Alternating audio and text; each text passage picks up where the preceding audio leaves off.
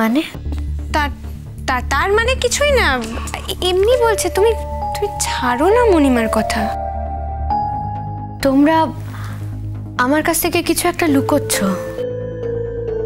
আমি বুঝতে পেরেছি।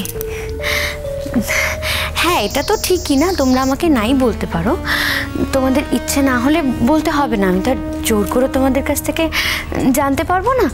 যখন ইচ্ছে হবে, যেদিন ইচ্ছে হবে সেদিনই বলো।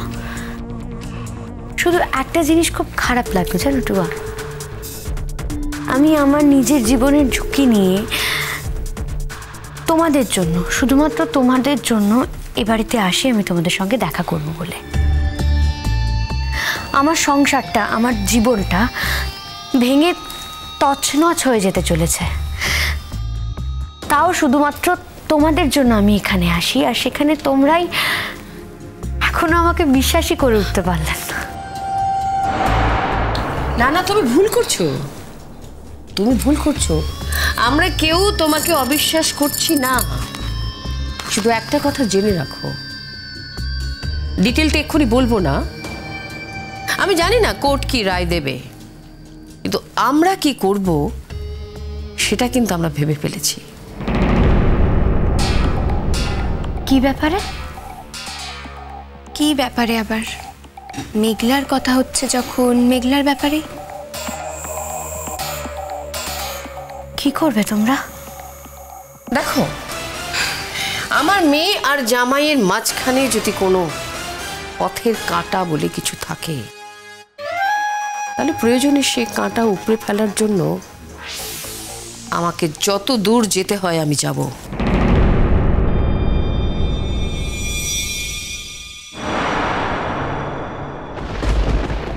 কি ব্যাপার?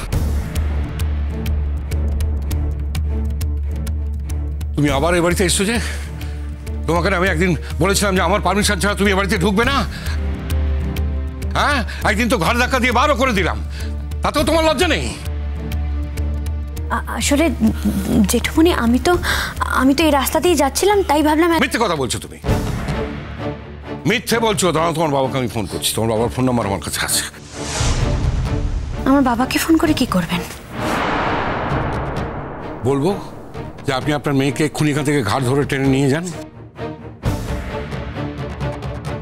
সে যেন আমার বাড়িতে আর কখনো কোনোদিন না ঢোকে। এটা আমার বাড়ি, এ বাড়িতে কে ঢুকবে না ঢুকবে সেটা আমি ঠিক করব। এ বাড়িতে যাদের আমি পছন্দ করি না তারা ঢুকবে না, সাফ কথা। দেখুন, কথায় কথায় আমার হাজব্যান্ডকে, আমার পরিবারের কাউকে এবং আমার বাবিকে আপনি না টেনে আনবেন না,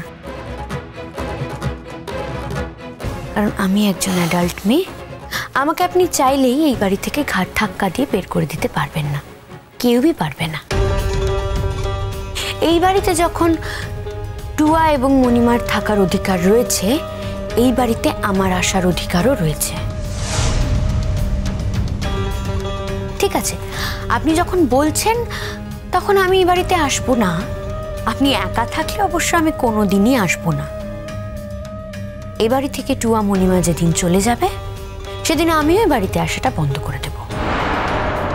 তার আগে আপনার নির্দেশটা মানতে হবে, এর তো কোনো মানে নেই।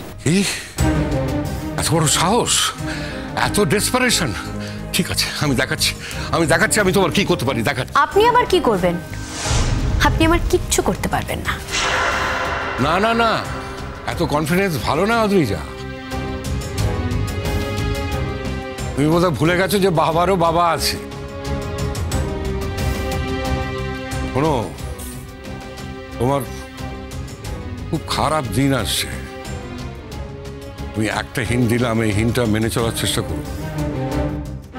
আর আমি সকাল থেকে সন্ধ্যা অবধি কেন বাড়ি থাকি না জানো? এই দুটো মানুষের জন্য।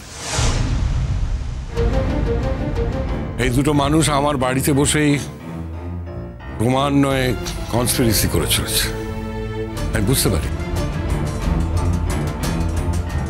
না শুনলেও আন্দাজ করতে পারি, কারণ আমার এই চেনা মানুষ দুটোর মুখ প্রত্যেক দিন পাল্টে পাল্টে যাচ্ছে। এদের মধ্যে একজন আমার স্ত্রী আর একজন আমার মেয়ে। কি করবো, বাড়ি থেকে তো বের করে দিতে পারি না, তাই মেনে নিতে হচ্ছে। সহ্য করতে হচ্ছে। But who are you? তুমি কে? তোমাকে আমি সহ্য করতে যাব কেন? আমি তো তা করতে বাধ্যও নই। ভালো কথা বলছি, ভালো মুখে বলছি, চলে যাও। আর যেন কখনো কোনোদিন এ বাড়িতে তোমার ছায়া পড়তে না দেখি। হ্যাঁ, আর এই কথা জেনে রেখো, তোমাকে ভালো মুখে বলছি মানে এই নয় যে তুমি যা যা করেছো তার জন্য আমি তোমায় ক্ষমা করে দিয়েছি, না, তা নয়। এনিওয়ে, করো করো করো, দল করো, দল করো, দলের মধ্যে বুদ্ধি চালাচালি করো। তবে যে বললাম না, বাবারও বাবা আছে, ওটা ভুলে যেও না। তোমরা যেমন দল করেছো, অন্যরাও সেরকম একটা দল করতে পারে, এবং তাদের দলটা যে তোমার থেকে শক্তিশালী হবে না তার কোনো মানে নেই। তখন কি করবে? হ্যাঁ, তখন কি করবে? কি জবাব দেবে? উত্তর দাও। আপনি কিন্তু শুধু শুধুই আমাকে শুধু শুধু? হ্যাঁ, শুধু শুধু? শুধু শুধু নাকি কারণ সেটা তুমি জানতে পারবে। শুধু একটু সবুর করো।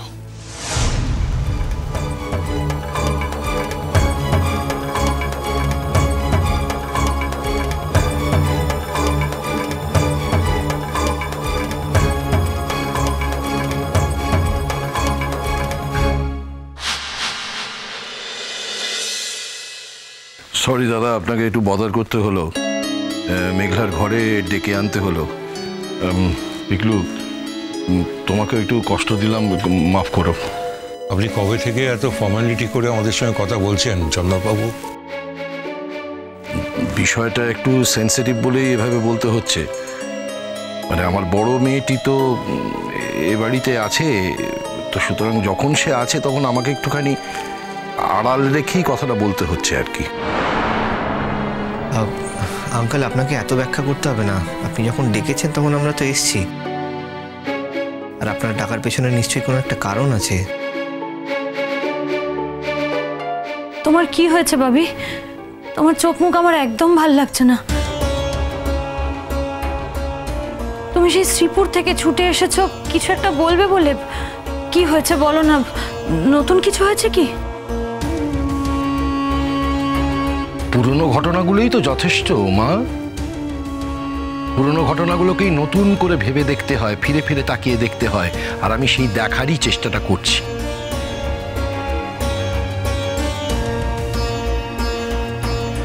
আপনি কি বলতে চান বলুন না মন খুলে। দেখুন দাদা, আমি একটা কঠিন সিদ্ধান্ত নিতে চলেছি। আপনার কাছে আমার মরাল সাপোর্ট দরকার। কি কঠিন সিদ্ধান্ত? আমি তো জানি না কিছু। না জেনে কি করে আপনাকে মোরাল সাপোর্ট দেবো এই প্রমিসটা করি বলুন তো? আমি আমার বড় মেয়ের এগেনস্টে ফাইট করতে চলেছি।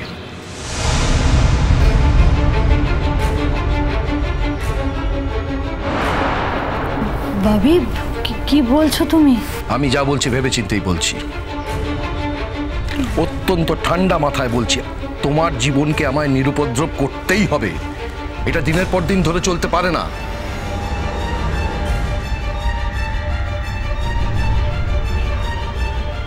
পিকলু, আমি এই কথাগুলো বলার জন্য তোমাকে ডেকেছি। তোমার যদি কোনো রকম কোনো আপত্তি থেকে থাকে তুমি। না আঙ্কেল, ওই একটা নাম নিয়ে আমি আমার জীবনে আর কোনো আলোচনা করতে চাই না। আমার কোনো আপত্তি নেই, আমাকে এটা দিয়ে কষ্ট দেবেন না please. Thank you, thank you. আমার প্রশ্নের উত্তর আমি পেয়ে গেছি। কি করতে চান আপনি? আমি ওকে থানায় নিয়ে যাব, ওর এগেনস্টে কোর্টে কেস করব। দিনের পর দিন ধরে ওর এই বাঁদরামি আমি আর সহ্য করব না। আমি প্রমাণ করে দেবো যে ও এতদিন ধরে যা করেছে সব মেঘলার ক্ষতি করার জন্য করেছে। এমনকি ও মেঘলাকে খুন পর্যন্ত করতে চাইছিল। এই প্রমাণগুলো করার জন্য আমি এতদিন ধরে সময় নিয়েছি। এবার আমি তৈরি। ভাবি শোনো না, আমার কথাটা শোনো। তুমি এই পাগলামিটা করো না। আমি তোমাকে বলছি দিদিভাই আমার আর কোনো ক্ষতি করতে পারবে না। আমি আর আগের মেঘলা নেই ভাবি। তুমি এত দিন ধরে যে মেঘলাকে দেখতে চেয়েছো, আমি এখন সেই মেঘলা। তুমি আমার উপর একটু ভরসা রাখো। আমি জানি তুই ওকে এখন কমব্যাট করতে পারবি, কিন্তু বাবা হিসেবে আমার একটা দায়িত্ব আছে, কর্তব্য আছে। আমি এরকম ভাবে ওকে যা খুশি তাই করতে দিতে পারি না। নদী